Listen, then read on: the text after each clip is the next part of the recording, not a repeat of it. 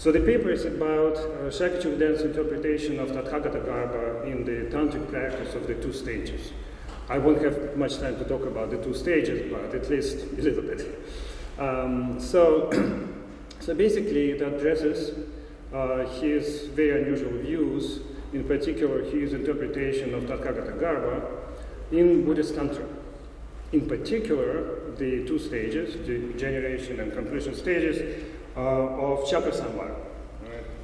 So there are 4 parts in the paper. The first one is a brief overview of his views of tathāgatagarbha. The second one is his details of his interpretation of tathāgatagarbha in Tantra. And by Tantra from now on, I mean the highest Yoga Tantra, right? Manamepikyu. Then challenges. I will address at least one, but there's a whole bunch of those. And then finally, how it's supposed to be put into practice, right? What the notion of tathāgatagarbha has to do with practice. So it's well known that it's not uncommon for a Buddhist thinker to provide different interpretations of reality, depending on context, such as, for example, whether you're talking about yogacara or you're talking about Mahāyāna, right? Furthermore, one and the same text, such as Uttara Tantra, for example, can also be interpreted differently depending on context. When we deal with Shakya Chokden's own writings, his own interpretations of tathāgatagarbha in particular, we should approach them in the same way. In his works, we find not just one, not just two, but at least 3 different interpretations of tathāgatagarbha. And I'm talking about his mature works, when he already started crystallizing his unique views. So one interpretation, which came to be treated as a trademark of Shakya Chokden's approach, is that only Mahāyāna Aryas, starting from the first Bodhisattva Bhumi, only Mahāyāna Aryas have it. Right? It is found already in his early works on tathāgatagarbha, such as the Essence of Sutras and Tantras, for example. But we also should notice that in that early work, this is true only for sutras and the so-called lower tantras, below the highest yoga tantra. That work argues that according to the highest yoga tantra, tathāgatagarbha pervades all phenomena, not just sentient beings, not just Buddhas, everything. So another less known interpretation is that only Buddhas have tathāgatagarbha, only Buddhas. It's given in his famous text called the Golden Lancet, or Sergeturma, where he basically answers his own questions regarding Sakya Pandita's famous text on the 3 types of vows. And so we should keep in mind that that interpretation actually is not his own. He just adopts the Sakya Pandita view when he claims that only Buddhas have tathāgatagarbha. And now we're moving to the third one, which is the main one I want to talk about here. According to that interpretation, all beings have tathāgatagarbha. But by beings here, he refers to ultimate beings, ultimate Buddhas, ultimate everything. So only ultimate things have tathāgatagarbha. Conventional things do not have it; they simply don't exist. So you cannot have tathāgatagarbha if you don't exist, right?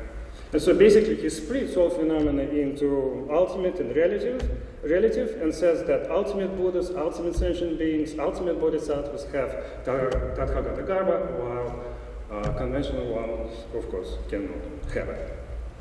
So now to move to more specifically to his take on tathāgatagarbha in Tantra. Right?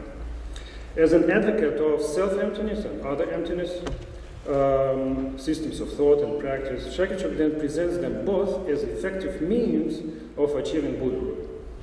That said, he argues that they do not provide equally effective presentations of such important elements of Mahāyāna teachings as tathāgatagarbha. According to him, the mainstream self-emptiness systems, based on the second Dharma chakra, present tathāgatagarbha only as the mere natural purity, which is not the actual tathāgatagarbha. It is only the tantric and non-tantric teachings affiliated with the third Dharma chakra that teach the actual tathāgatagarbha, which is the naturally luminous jnana, free from obscurations and imbued with Buddha qualities. So this approach suggests that the category of tathāgatagarbha does not play an indispensable role in contemplative practice. At least on its initial stages, one can progress on the Mahāyāna path without accepting or putting into practice the actual tathāgatagarbha. Yet this is true only as long as one deals with the non-tantric systems. In the context of the unsurpassable Yoga Tantra, Shakya Chokden argues for the absolute indispensability of correctly identifying tathāgatagarbha and putting it into practice from the very beginning of the path. Meaning when you receive tantric empowerment, move to the 2 stages, etc. Not only that, the unsurpassable Yoga Tantra practice can be adequately understood and described, according to Shakya Chokden, only if one plugs in the concept of tathāgatagarbha as it is taught in tantric scriptures and commentaries. Again, I'm talking about the unsurpassed Yoga Tantra scriptures. In other words, the correct understanding of tathāgatagarbha is indispensable, both as a part of tantric practice and as a means of adequately articulating that practice, explaining it. Okay? So according to tantric teachings, as Shakya Chokden understands them, tathāgatagarbha pervades all living beings and the inanimate universe as well. Furthermore, not only does it have all Buddha qualities complete and is naturally free from all obscurations, it also has what we can call a visual dimension to it. Tantric deities and mandalas arise from and are primordially contained within it. And I'm not talking about ultimate deities as just jnana or something like that. We're talking about actual mandalas with forms and shapes and colors, etc.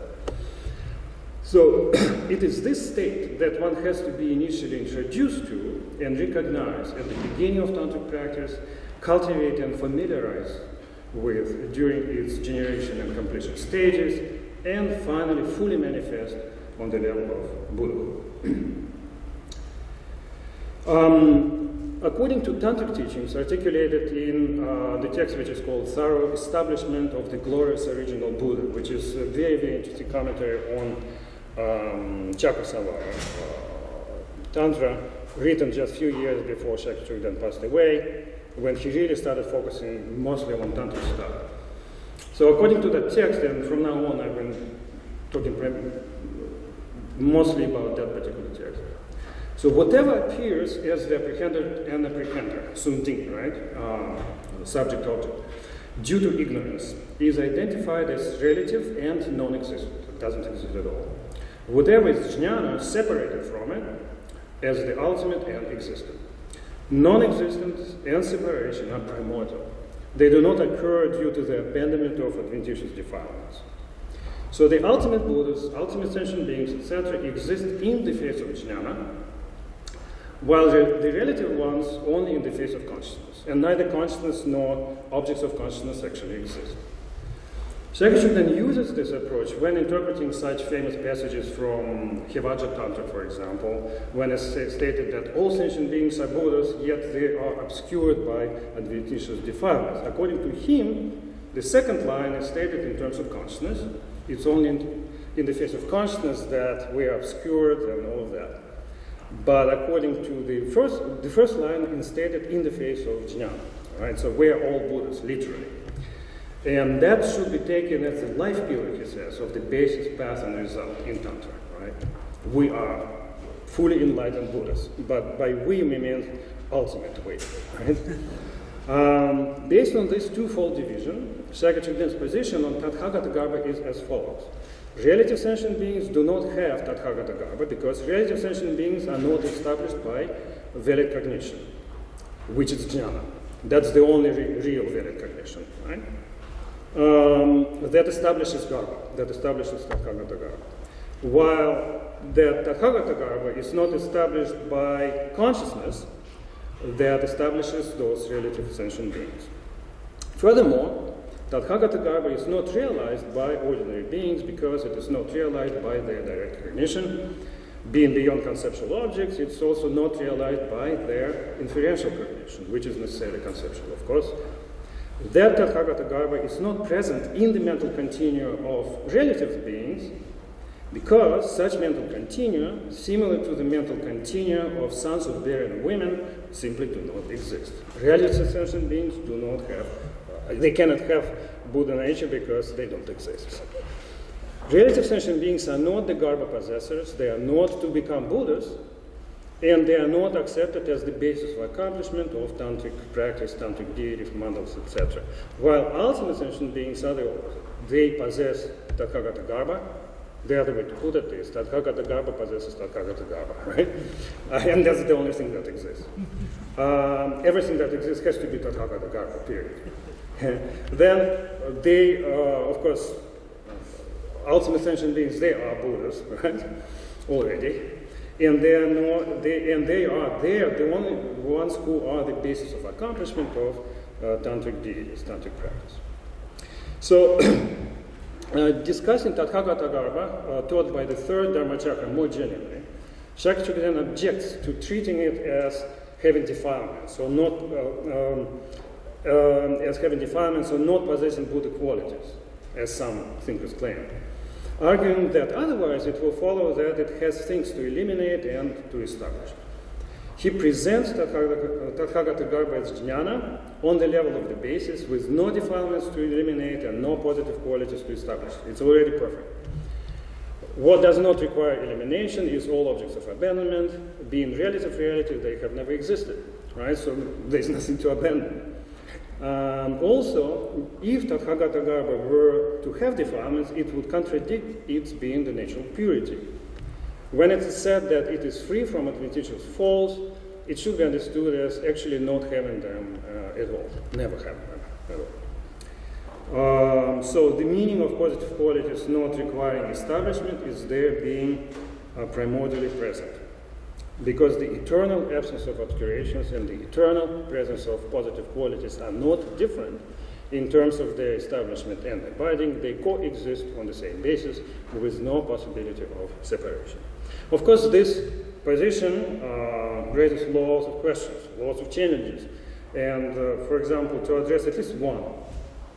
So, someone can object that if such is the case, then either all sentient beings are already effortlessly liberated, or liberation is impossible, right? Makes sense. Shakya Chokden responds that he accepts that the primordial sentient beings, who are none other than Buddhas, are effortlessly liberated because they have never experienced any obscurations in the first place. As for the relative sentient beings, they don't exist because whatever is relative is not observed by valid cognition. In the face of jnana, of the basis, path, or result, no defilements exist at all, because in that perspective, no relative phenomena exist. That said, relative sentient beings are not effortlessly liberated because defilements are not naturally purified on the relative level, on the non-existent relative level. Defilements do not exist because they do not exist on the ultimate level. Yet it doesn't mean that they should not be purified in the perspective of mistaken minds. The same applies to the whole impure animate and inanimate universe. It does have to be purified because, despite the fact that because of not being seen by Buddhas, it does not exist. In the face of jnana, the naturally pure nirmanakaya, the naturally pure dharmakaya has all positive qualities of powers, etc., complete. But for the appearing to others nirmanakaya to manifest in the face of consciousness, through familiarization with jnana, one has to prevent mistaken appearances from emerging even in the face of mistaken consciousness, and has to accumulate the collection of merit through the union of consciousness and jnana. Furthermore, if objects of abandonment have to be abandoned, it doesn't follow they exist because, he claims, if something exists, it contradicts its being abandoned, its having been abandoned by a Buddha. So that's his response to one of multiple challenges that he addresses in that text. And then a few words about practice. How much time do we have? Like 5 minutes, 10 minutes? Yeah, 5 minutes. Okay. Yeah. Yes. I'm the last one, right? So I can talk. Yeah, 5 minutes. So according to Shakya Chokden, identifying Tathāgatagarbha as being primordially free from all obscurations and having all positive qualities complete is crucial for tantric practice. When practicing the actual part of taking the result into the path, whether one carries into the path the Dharmakaya or the Rupakaya, having gained certainty that all positive qualities of the powers, marks, etc. are already complete, one familiarizes with identifying oneself with that state and brings the clarity of it to the final completion eventually. On no occasion, Shakya Chokden says, is one taught in Tantra to familiarize with the idea that I am a Buddha who has abandoned all obscurations. No. Not only in Tantras, but in sutras identifying Tathāgatagarbha. Too, it is explained, he says, that all stainless qualities are already complete, not that all obscuring defilements are abandoned in it, meaning everything is already perfect, and that's the state that one has to identify with in tantric practice. So rather than teaching that defilements are abandoned, it is explained that they have never existed in the first place. Although Tathāgatagarbha pervades everything, if one does not familiarize with it on the path, one will not see it. Also, although the naturally pure Tathāgatagarbha with all positive qualities complete does not have two parts of what is and what is not directly seen, in order to fully and completely see the Tathāgatagarbha free from adventitious defilements, one has to complete the 5 paths and 10 grounds. And the initial scene of Tathāgatagarbha, again, according to Shakya Chokden, starts on the first Bodhisattva bhumi. So now everything is reduced to Tathāgatagarbha, right? And so when we move to tantric practice, tantric ideas, the question is, what about all those mandalas and deities and all of that stuff? And he says, yeah, they are Tathāgatagarbha. So in the Chakra teachings on the body mandala itself is identified as Tathāgatagarbha, that is permanent, stable, peaceful, eternal. Pretty interesting. Again, he's not talking about just sort of formless jnana being Tathāgatagarbha. He says the whole mandala of multiple deities, etc. This is Tathāgatagarbha, and it is the ultimate reality. Right? Because again, only ultimate reality exists. Ultimate reality it equals Tathāgatagarbha. Whatever exists has to be Tathāgatagarbha, right? So let me skip something here. So basically, in sum, Shakya Chokden's approach is this: reducing all phenomena to mind and its appearances, then negating dualistic minds as illusory and non-existent, and establishing the non-dual jnana, transcending them as the only phenomenon that exists in reality. And again, for him, to exist means to exist in reality and to exist as reality. So while this is a common approach of such philosophical systems as Yogacara, famed by Shakya Chokden, mixing that approach with the Tathāgatagarbha beliefs poses not so easy to solve issues related to the claim of the primordial, eternal presence of Buddha qualities within sentient beings. What helps to solve this problem is dividing all beings into ultimate and relative, and claiming that the latter do not exist at all, and thus do not possess anything, while the former exist and not just have, but are Tathāgatagarbha. But an additional problem arises from claiming that tantric practice focuses predominantly on jnana, and thus not just jnana itself, but tantric deities, mandalas, etc., that have actual shapes and colors, are the ultimate reality, which is jnana, which is Tathāgatagarbha, and they appear to jnana. So that does appear problematic to those who are used to the ultimate reality being beyond multiplicity, not to mention shapes, colors, and forms, and movement, and change. But the tantric world envisioned by Shakya Chokden presents a dynamic vision of the ultimate, because again, it works, it keeps functioning. And that's what ultimate reality is for him. It's a momentary phenomenon. So it presents a dynamic vision of the ultimate and tathāgatagarbha as the self-cognizing jnana that does not just contain the potential to display the actual Buddha qualities, Buddha bodies, and tantric mandalas, but is their sole source, nature, and perceiver. Right? Because again, jnana is self-perceiving. That said, to ascertain it as such, we have to wait until we enter the tantric path of seeing, according to Shakya Chokden. That's it. Thank you.